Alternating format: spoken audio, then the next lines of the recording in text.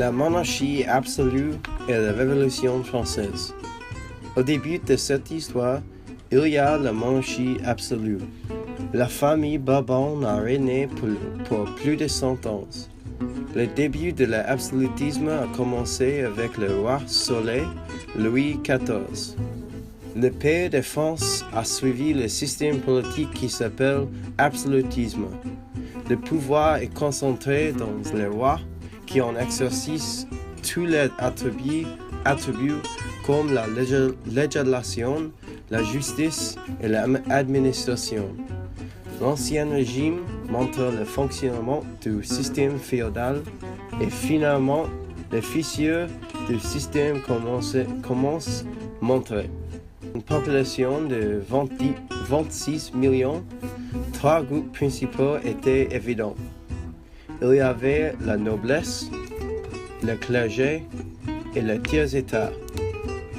Les problèmes sont évidents dans les aspects de la vie, comme les privilèges, inégalités entre les trois ordres, les impôts que le King Louis XVI a demandé plus d'impôts parce que la implication française dans la Révolution américaine.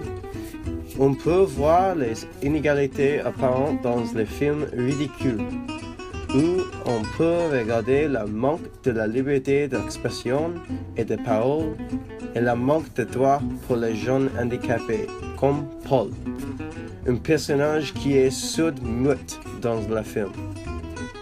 En plus, les artistes et les philosophes ont inspiré les nouvelles idées qui ont déclenché la Révolution. Voltaire et Rousseau, par exemple, le siècle des Lumières. Un produit de ce siècle des Lumières est la Déclaration des droits de l'homme et plus tard des droits de la femme, mais ignorée par la population brute. Mais au prix de ces actions, la prise de la Bastille et le début de la Révolution française étaient inévitables. La terreur, l'événement où les exécutions de nobles se sont passées, et par la guillotine populaire, rien que soit. La Première République était de courte durée. Après le coup d'État de Napoléon, le premier consul de France était né. Avec Napoléon avait un pouvoir militaire et civil suprême. Le couronnement était un événement prestigieux. Le pape était aussi présent pendant la cérémonie, mais Napoléon était un personnage pompeux et le pape ne fait rien avec la couronne. Napoléon l'a placé lui-même sa tête. Madame de Staël était une grande adversaire de Napoléon et elle a posé son règne. Staël était une intellectuelle et une écrivaine célébrée. Elle est une pionnière des droits des femmes et du monde du romantisme. La Restauration. En 1815, après l'emprisonnement de Napoléon, on voit le retour de la monarchie. Cette fois, c'est une monarchie constitutionnelle avec un parlement.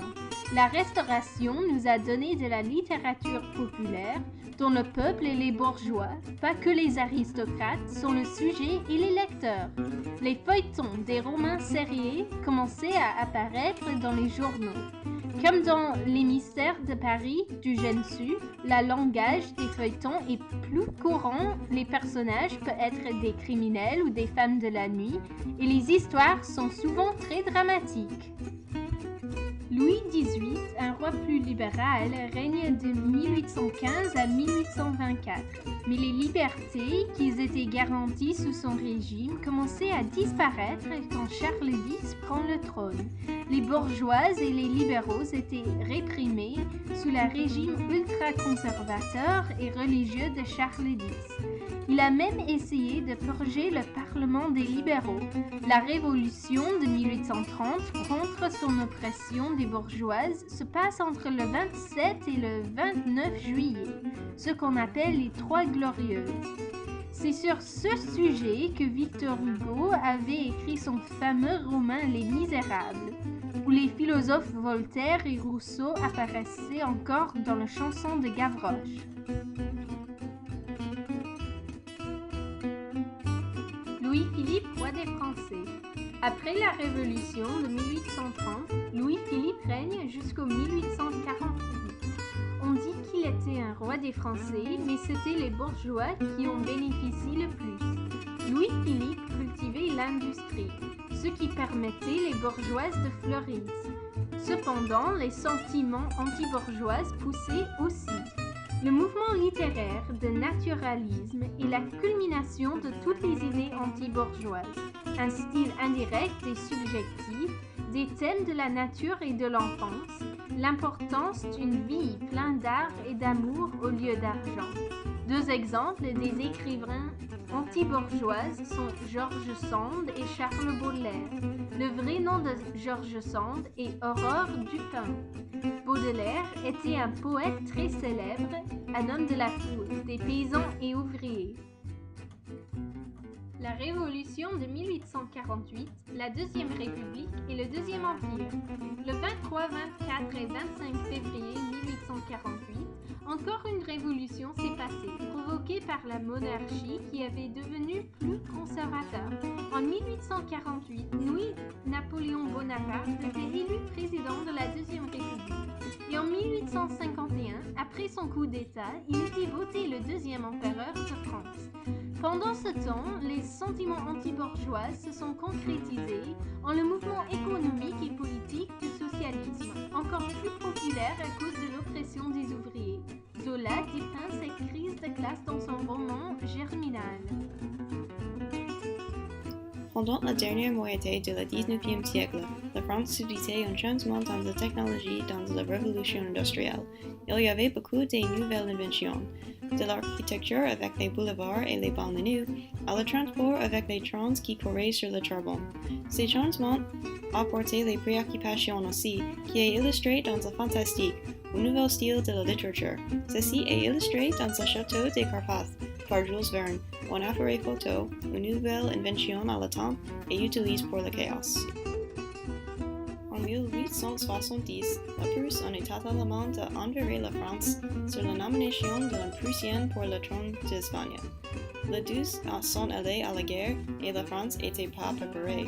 La Prusse prit possession d'Alsace et de Lorraine et elle a occupé Paris. Finalement, Napoléon III était capturé le 3 septembre 1870. Le jour suivant, les ouvriers, qui ont perdu beaucoup de pouvoir sous le gouvernement bourgeois de Napoléon III, se sont révoltés et ils ont fait la Commune de Paris, et elle a adopté des mesures socialistes. La France était plus malheureuse avec sa défaite dans la guerre, où elle a perdu Alsace et Lorraine et elle a été cassée par la Prusse. Le gouvernement conservatrice avait besoin de quelqu'un blâmé pour ça, et Dreyfus, un juif capitaine d'Alsace dans l'armée, a été accusé d'espionnage et déclaré coupable. Ceux qui ont cru dans l'innocence de Dreyfus incluent Zola, qui écrit J'accuse, une lettre à la présidente de la France où il a proclamé que les accusations contre Dreyfus étaient fausses et il a accusé membres de l'armée de mentir. La Première Guerre mondiale, ou la Grande Guerre, a eu beaucoup de causes. La course à armement, l'impérialisme, la militarisation et le nationalisme, et le système d'alliance à travers de l'Europe. La France, qui voulait la vengeance pour la guerre franco-allemande, a déclaré guerre à l'Allemagne en 1914 après l'Allemagne déclaré guerre à la Russe, son allié. De nombreuses de personnes ont cru la guerre serait finie par Noël, mais elle est devenue une impasse sanglante qui durait pour 4 années. L'horreur de la Première Guerre mondiale et sa guerre des tranchées ont traumatisé une génération, mais elle a mis la scène pour la suite, la Seconde Guerre mondiale.